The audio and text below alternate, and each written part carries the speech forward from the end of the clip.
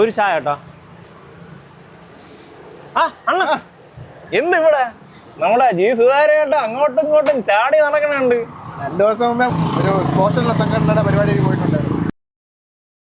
അത് പിന്നെ സ്വന്തം പാർട്ടിയിൽ വിളിച്ചില്ലെങ്കിൽ അങ്ങനെ വേറെ ഏതെങ്കിലും പാർട്ടിയിൽ പരിപാടിക്ക് പോകില്ല. ഞാൻ അറിഞ്ഞ പാർട്ടിയിൽ പുതിയ നിയമമൊക്കെ വന്നിട്ടുണ്ട്.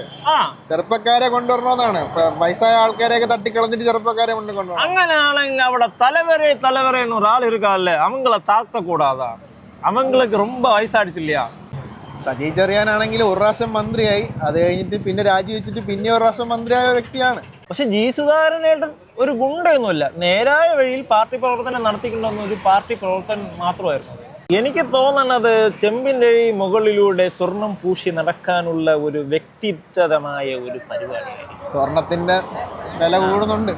അതെ, അതിൻ്റെ കൂടെ ചെമ്പിന്റെ വില കൂടാൻ സാധ്യതയുണ്ട്.